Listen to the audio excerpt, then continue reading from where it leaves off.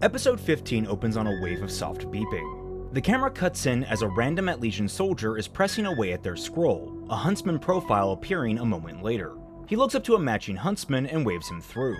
Pulling back, we find ourselves in an atrium of Atlas's military complex, through which are the main doors to the huntsman boards and briefing rooms. Team RWBY are in line, along with dozens of other huntsmen, who all have to get cleared on their way in. Even Team 32 are in their own line, slightly ahead of Team RWBY, all noticeably unhappy for having to wait in line except for the ever-pleasant Penny. In a small moment, Penny, idly looking around the room, sees RWBY. A mix of complicated emotions rush over her face, from discomfort to fear to sadness to determination to tentative joy, before she raises her hand and gives RWBY a friendly wave. RWBY, not at all missing the hesitation or the expressions, also looks a little daunted, but smiles earnestly and returns the wave in kind. It's Yang that breaks the relative silence, standing on her toes to see over the line, only for Weiss to yank her down by the lapel. There's 5 people ahead of us, the same as when you looked 30 seconds ago. Yang sighs impatiently. I don't get it. What's even the point of all this? Security's never been this tight. Weiss frowns, disquieted, and the line marches forward. I think something happened after Ironwood met with my father and the other major business heads. Winter wouldn't tell me what, but everyone that was present was tense on the way back. RWBY scratches her chin. Uncle Crow seemed pretty on edge during game night, now that you mention it. Yang shrugs. Weird. Aren't we meant to be in, like, this inner circle or whatever? As this conversation happens, Blake sinks behind them, reading a book while they wait. However, in between spurts of talking, her ears twitch and she picks up on something. Her eyes rise over the pages to scan, and what we notice is that the few faunus littered throughout the crowd are being slowed down much more than anyone else. We get a closer inspection of this as Neon is stopped and asked to present any weapons on her person. She produces her nunchaku and is cleared to go through, but it still eats up a little more time. Blake's unease only deepens. Team RWBY's line eventually reaches the front. RWBY is scanned in quickly enough, as are Yang and Weiss. Blake, however, is stopped and told to present her weapon. Her brows sink further, but she complies with no small amount of irritation. The soldier lifts up Deadly Nightshade and gives it a look over, carefully pulling the blade out of its sheath. Seeing the red blade, he nods to himself and resheathes it, adding a tag around the grip. You can come pick this up on your way out, he says, waving another soldier over to collect the blade and offering Blake a matching card for the tag. Not just Blake, but all of Team RWBY are shocked by this, though Blake is the only one that speaks. What? You're confiscating my weapon? The soldier's response is very matter-of-fact. New protocols, ma'am. Materials indicative of certain terrorist groups are to be withheld. White masks, certain logos, red blades. You know, like the White Fang. He drops the card into Blake's stunned hands and tries to wave her along, motioning for the next person to step up. RWBY slides up behind the man. But she's a huntsman, she's been cleared. The man, now irritated, dismisses them. I'm just doing my job. Next! Blake's ears pin back, and with gritted teeth, it's obvious she's gearing up to start arguing, only for a hand to grab her wrist. Her angry yellow eyes fly over to a disheartened Neon, who is tugging for Blake to follow. Scowling deeper, Blake lets herself be led towards the main doors. Instead of heading into the main briefing room, the two teams find themselves in one of the non-populated overflow rooms. Once inside, Blake finally lets loose. What is going on? Rounding on her friends, she waves a hand back in the direction of the lines. You saw that too, didn't you? They were clearly signaling out faunus. Awkwardly, Flint rubs the back of his head. I mean, not to be that guy, but the White Fang have been real sour the last few weeks. What with the airship and the raid the other day. Blake's ire turns to Flint. The White Fang weren't even there! Holding his hands up defensively, he responds. I haven't heard that. Baffled, she turns to the rest of Team 32. Didn't you tell him? And he cuts in to explain. I've been on a solo mission, only got back last night, so we haven't really had time to catch up. The rage towards him cools in Blake's eyes, but the rest still burns, and she grabs her forehead. What's happening out there isn't right. Ciel pushes back, her words measured and concise. Considering the number of security breaches recently, it's only natural security would be increased. Yang speaks up, crossing her arms in defiant disbelief. They took her weapon away because it's red. RWBY's face matches, pulling out Crescent Rose and unfurling it into its scythe mode with a thunk as its tip sinks into the ground for emphasis. Ciel is only mildly fazed by the weapon's presence. The blade was red, thank you very much. And she's former White Fang. Weiss rests a hand on her hip. Semantics. And that's not public record. Blake glares at CL. It's not semantics, it's discrimination. Ruby leaves crescent rows embedded in the ground to cross her arms. Separating someone from their weapon isn't a small deal. Blake hasn't done anything wrong. Yang jumps on that. What if Neon had her weapons taken away? Neon, who's been suspiciously quiet, shrugs uncomfortably. I'd get them back when I left? All of Team RWBY blink at her in surprise, prompting her to elaborate. She squirms under the attention as she does her best to explain. It's bad, yeah, but it's just a precaution. I get it, it sucks, but I can't just deck someone for doing what they're told. Yang seems almost disgusted by what Neon said. What, so just lay down and take it? Which prompts Neon to recoil in shock herself. What? No, that's not what I'm saying. Blake, now standing beside Yang, stares Neon down with a similarly sour expression. She's saying not to rock the boat when it's not sinking. Neon clenches her hands and juts forward. I'm saying don't sink the boat just because the furniture is uncomfortable. Penny looks between them, looking more and more confused. But why would you have uncomfortable furniture in the first place? Would it not be more efficient to have more comfortable accommodations from the beginning? Or does the ship serve a more utilitarian purpose, such as the transport of goods? CL, pinching her brow, steps back in. This analogy is breaking down. Point of the matter, Atlas keeps everyone safer by tightening security in times of crisis. Even if some people are inconvenienced, it is a price worth paying for everyone's security. Blake crosses her arms, staring daggers into CL. The tension in the air holds, the argument at a stalemate until RWBY breaks through, pensive. But we don't get a choice. It's not fair. CL swivels on RWBY. Your choice is to follow the rules or leave. Rules, order, and safety. We need the first two to have the third. If you have a better suggestion, I'm all ears. Flint steps forward between the two groups glaring at each other, or more accurately, Team RWBY glaring at CL. Okay, so this conversation ain't exactly being productive. How about we move on for now? What's done is done. CL partly ignores him, saying coldly, I've said my piece. Come on, Penny. Let's go get our assignment for today. CL stomps her way out the door, and Penny is left awkwardly looking between Team RWBY and CL. She gives a weak wave to RWBY before following after. Everyone watches the two leave, and Flint deflates. Sorry about CL. Think you guys hit a sore spot. Yang's glare doesn't vanish as it trails out the door. Yeah, well, she's a bitch. Weiss shoots up. Yang! And Yang shrugs. What? I'm right. Flint winces and scratches his chin. She can be a little intense. Behind Yang, Blake looks over to Neon, who is lost in her own thoughts. Do you really think what's happening out there is okay? Neon snaps her head up. No!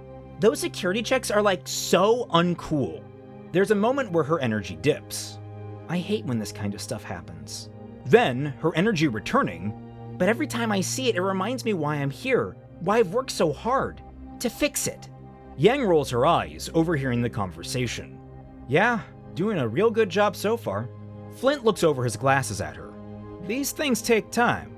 Blake looks more conflicted, seeing the exhaustion buried beneath Neon's upbeat facade. Neon slaps her cheeks to perk herself up and pumps her fist determinedly. Alright, first thing after the mission, I'll talk to Winter. Maybe she can do something. Blake isn't pleased with the answer, but her anger has largely subsided. RWBY continues to stare at the door, face conflicted. Weiss, similarly not engaged in the conversation, is the only one to notice. She reaches out and touches RWBY's shoulder, startling her. RWBY, are you okay? RWBY, distant in thought, replies. I just have a lot to think about. Weiss pulls her hand back, hesitantly. The moment is broken by Flint clapping his hands. Well, better topic. Yang, Blake, you gonna join me and Neon for the solstice? Weiss, RWBY, offer's open for the both of you too. Both Yang and Blake shift uncomfortably at the question, but to their luck, Weiss takes the attention as she speaks.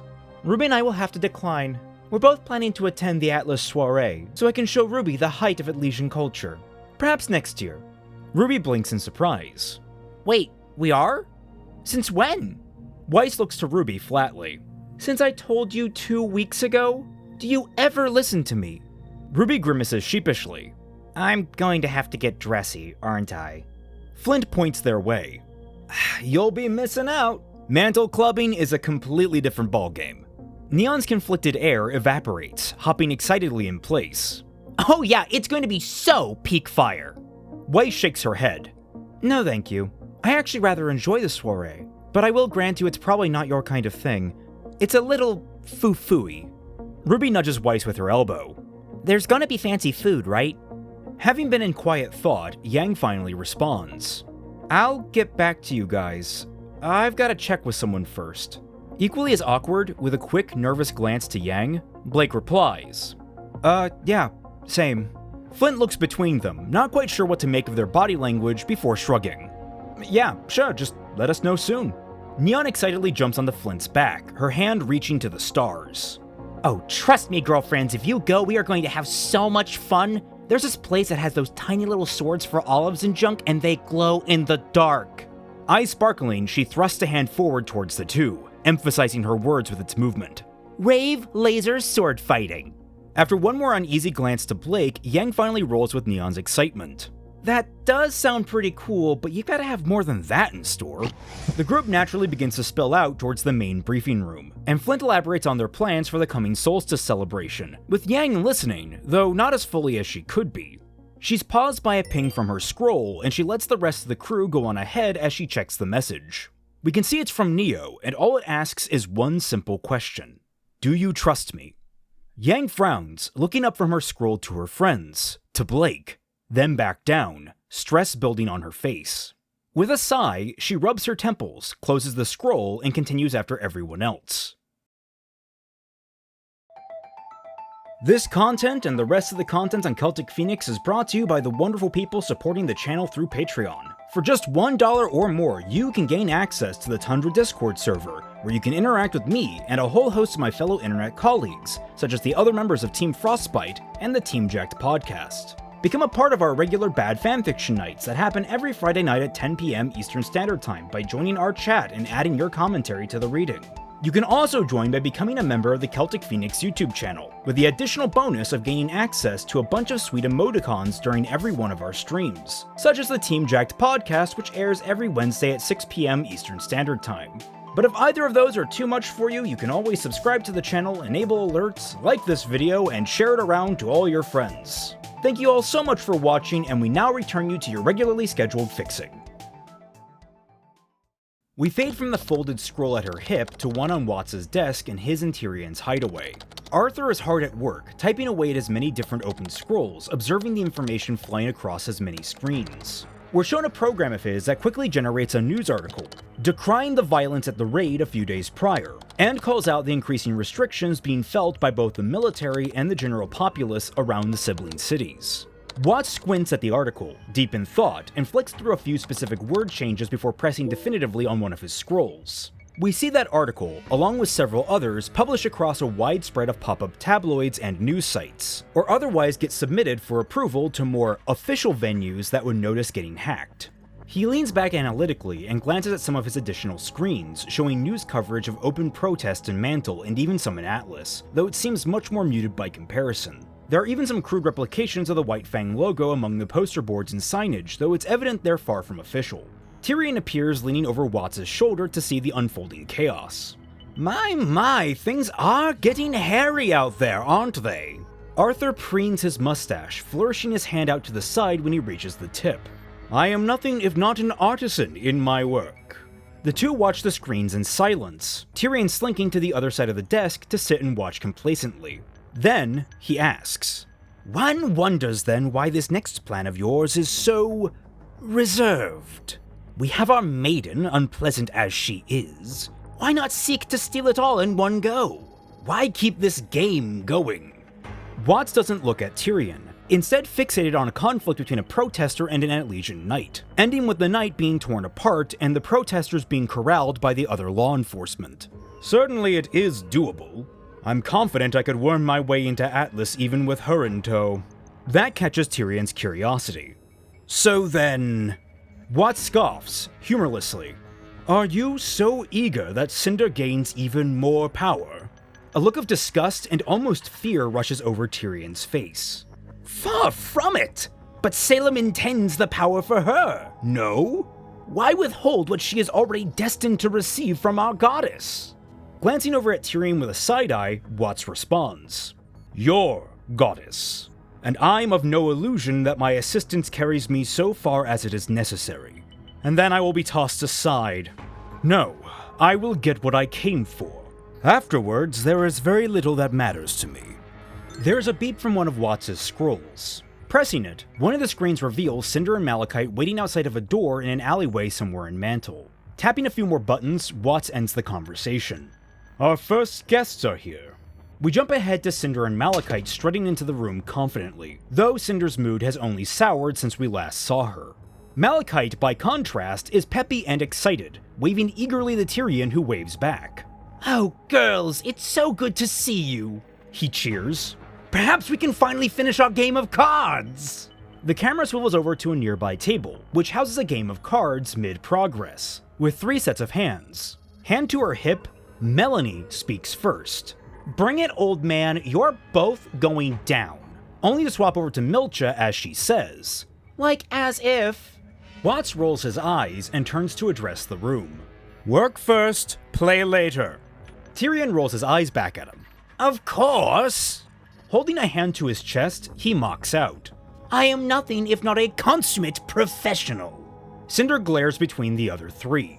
The only thing you are is crazy. All of you are. Focusing on Watts, she asks through gritted teeth, what's the job? Watts glares back at her.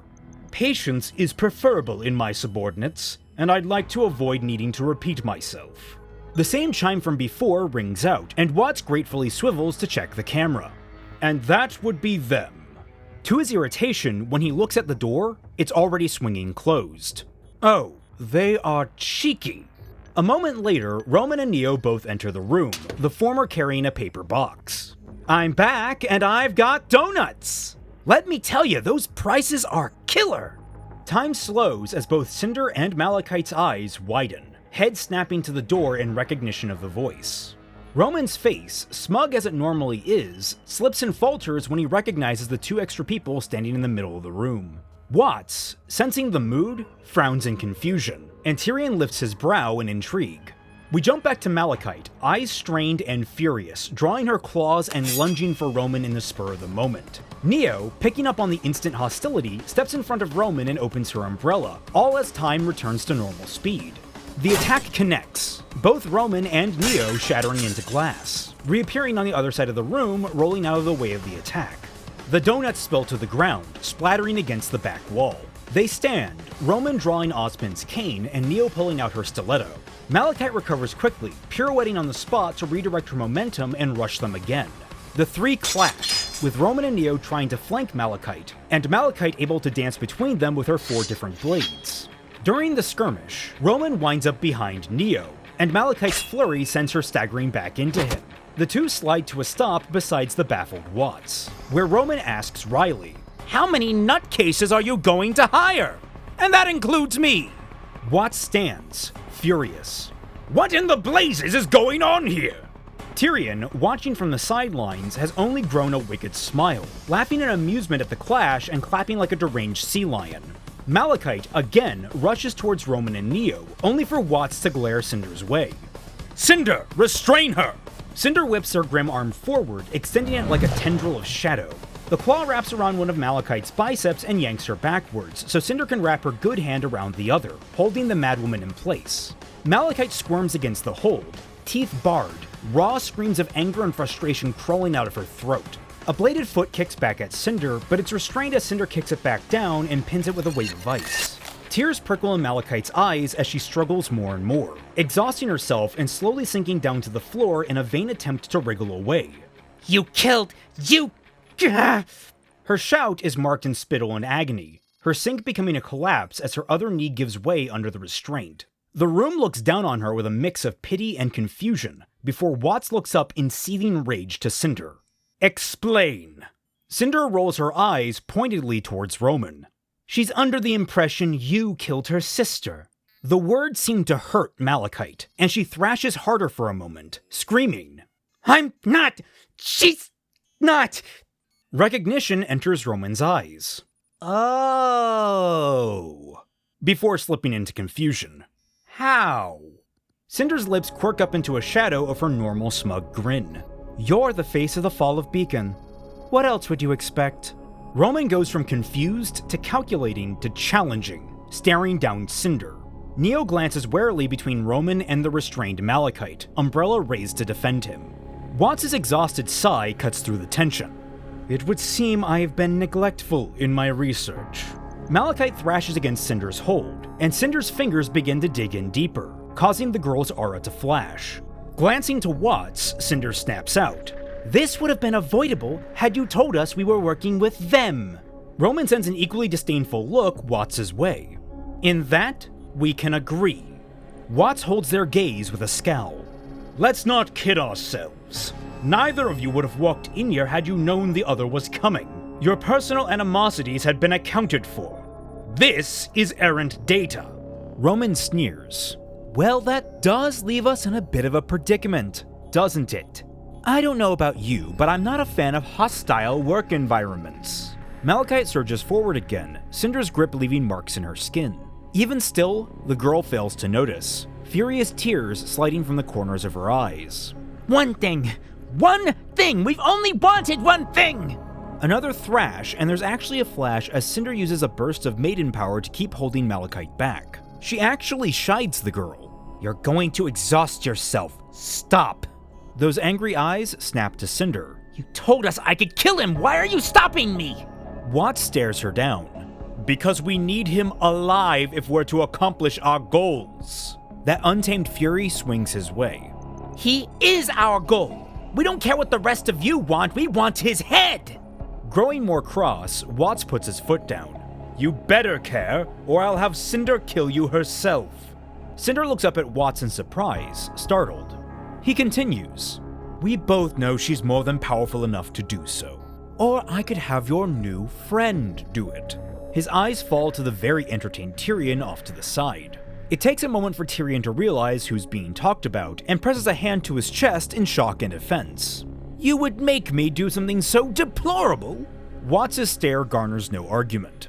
This plan, my plan, is Salem's plan. Need I elaborate?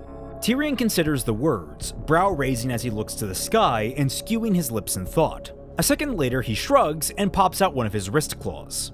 Well, if I must. Watts' stare swivels back to Malachite, who is still struggling but clearly tiring against Cinder's hold. And that's when Roman finally speaks up. Oh, please look in her eyes. The others in the room look to him with confusion as he walks towards Malachite, nonchalant despite her now struggling harder to break free and kill him. Only a few steps away, he crouches down to eye level with her. Threats don't mean anything to someone who wants to die. Malachite's brows tighten, especially when Roman gets closer, eyes scrutinizing her face. All of this over a dead sister, he mumbles idly. The rage reignites in Malachite's eyes. I'm not dead! She lunges forward, forcing him to lean back as Cinder holds her in place. Cinder hisses down at him. Don't taunt her, or I will let her go, so help me. Roman waves a hand up at Cinder, his face unusually serious looking at Malachite. After a second of study, he asks, what if there was a way to get her back? Malachite's eyes widen, then narrow sharply. You're lying. Very pointedly, he replies, I could be. I could also be wrong. But for both of our sakes, what if I'm not? What if I'm telling the truth? There's a stare down between the two, the room silent. Then Malachite's face begins to scrunch and waver, her eyes falling to the floor. There's a tense moment of Malachite staring down at the concrete, eyes sunken and hollow, before she slumps forward, all fight leaving her body. Roman stands and walks back towards Neo, who stares at him in uncertainty. There's a release of pressure in the room, though they all maintain a distinct wariness around Malachite. Cinder even remains beside her, fingers tight around her arms. Though, Cinder doesn't remain silent. Her next words travel right up to Watts. The plan. What is it? Watts leans back in his chair and swivels around again to pull up a schematic screen. The next step in full-scale destabilization. An image appears of the park built around Mantle's old main gate, where a stage is being set up below the arch. Thanks to our dear friend Cinder here, we know that Robin Hill intends to give quite an exhilarating speech during the solstice celebrations. We're going to make it a memorable holiday. He flicks over to a schematic of the academy. Torchwick's little valet and the littler Miss will infiltrate Atlas's main control depot, where they will infect the system with a virus that will kill the power across both cities and jam communications. With an added focus on Malachite, he adds, "Do refrain from killing anyone if you can. It would make things much more burdensome to manage." Malachite glares at him defiantly before ripping her eyes away. Back to his computer, he shows the square once again, flicking his eyes to Tyrion. "Kalos, I've already informed you of your role. I have faith you'll put a fine point on the resulting chaos." Tyrion leans back on the workbench nearest him, groaning in disgust. "It's so impersonal." Watts doesn't even look at him, already moving on to the next slide. "But it will be done." The only response is a disgruntled hiss and a curt bob of his head. Taking the irritated affirmation, Watts smiles. "Excellent." The next slide that appears is a geographic map of the area surrounding Atlas and Mantle, upon which has been noted a particular series of dots tracking the movement of something. "I will be taking care of a personal peeve. Were it not for Torchwick, I would have been frustratingly unaware of the ace James has been keeping up his sleeve. I look forward to cutting all of his hard work off at the pass." Glancing around the room while still holding Malachite in place, Cinder narrows her eyes. "Forgetting someone?" Watts smirks and turns around, switching maps back to Atlas's interior. "Hardly. You and Mr. Torchwick have the most pressing task of all, if I do say so myself." Folding his hands, his grin only grows. "It is not taxing for someone of your skills, but I assure you it will be very rewarding." The camera switches to a view of the full team of villains, looking up at Watts' off-screen camera as he presses a button to the next slide. "You're going to send a message." Staring at the screen, we zoom in on Cinder's face, curling slowly into a malicious, vile grin. We fade from Cinder's grin to Yang's worried expression. She's back in the apartment standing by the window while looking at the last message she received from Neo. The door behind her opens and Blake walks in, hanging her scarf on an overloaded coat rack. She notices Yang and glances around the room before asking, "Where are Ruby and Weiss?" Yang glanced over her shoulder. "Oh, shopping, remember? For tomorrow?" They drag Penny and Nora along too. Blake acknowledges with a hum and walks deeper into the room. "What are you doing?" There's not a beat of hesitation as Yang puts the scroll behind her back and she smiles coyly. "Nothing." Blake raises a brow, doubtfully watching the scroll move behind Yang's back. "What are you actually doing?"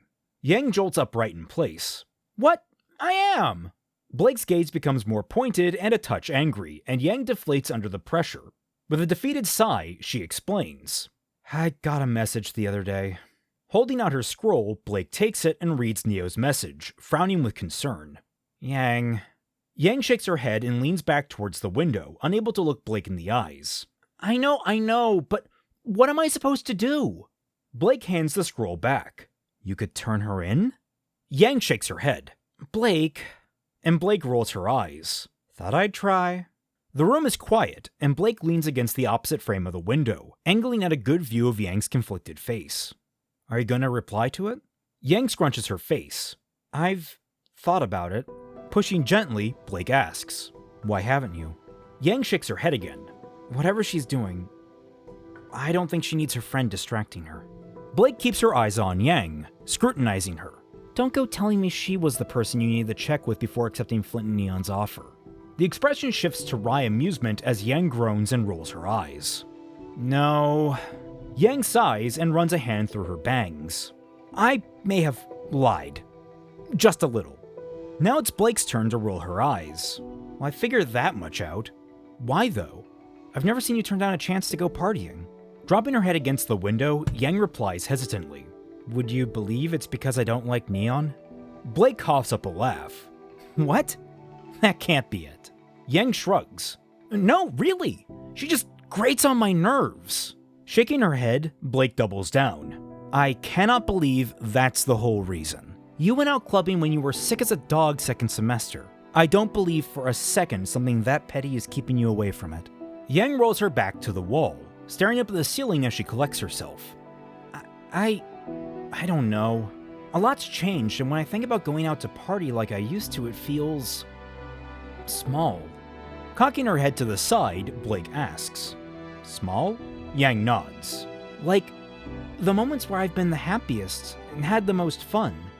hanging out together in our dorms, that first dinner together in Mistral, spending time together in Argus. I love that RWBY was thinking of me when we went to the club there, but that wasn't what made it special to me. And the more I think back on all the other times I went out clubbing, none of them stand out to me like that one. Finally, with a shrug, Yang declares, I guess my priorities shifted. Blake listens attentively, face growing more pensive as Yang speaks. When Yang finishes, Blake takes a second before speaking, letting her eyes rest on Yang when she does. You know, I also had a lot of fun at that club in Argus. Yang's distant expression remains relatively neutral as she shrugs. Then why not go with Neon and Flint? With an affectionate smile, Blake shakes her head. Because they won't be what makes it special to me. Yang blinks and turns to look at Blake. Their eyes lock for a second, and then after another beat, Yang realizes what Blake was trying to say. Cheeks pink with embarrassment, she looks away and scratches at them. Well, I see. Yang smiles at the earnesty good-naturedly, and furrows her brows in thought before laughing to herself. This prompts Blake to ask, What? And Yang replies humorously, You know, after the Robin Hill thing, I was trying to find a way to pull you out of your head, and here you are pulling me out of mine. The mention of Robin dampens Blake's mood, but her face still holds that warm affection from earlier. You were worried about me? Not missing a beat, Yang replies, Of course. I just didn't think partying would be your style. I thought of all these Blakey things we could do, but all of them felt kind of dry for a big holiday. Raising a brow, Blake asks, Blakey things? And Yang shrugs defensively. You know, books, culture, plays. I had a whole list. Blake snorts as her smile returns full force, and she takes a moment to reply. Those sound delightful, Yang. I wouldn't mind doing some of those together at some point. Yang relaxes a bit as Blake clarifies. So, would you like to go out on the solstice? After a moment of thought, Yang sighs and drops her chin to her chest. I really don't like the idea of spending a whole night with Neon. Lifting her head, she smirks at Blake. But I think the other company will more than make up for it. Blake blushes in return, but smirks as she says, I'm sure Flint will be flattered. Yang laughs as Blake pulls out her scroll while pushing off the wall. Smiling, Yang watches as Blake pulls up Neon's profile to message her, before turning her attention to her own scroll where Neo's message sits unanswered. Smiling at it sadly, Yang types out a brief message, sets it on a nearby table, and walks away. We linger on the closed scroll, and the camera fades in on Pietro's lab. Pietro himself is staring at his screen, looking at a mirror of Neo's message to Yang and her brand new reply. It reads, With my life. Frowning, he mumbles out, Oh dear. Pressing another button, a call opens on his screen to Ironwood. James. She's made contact. Cut to black. End of episode.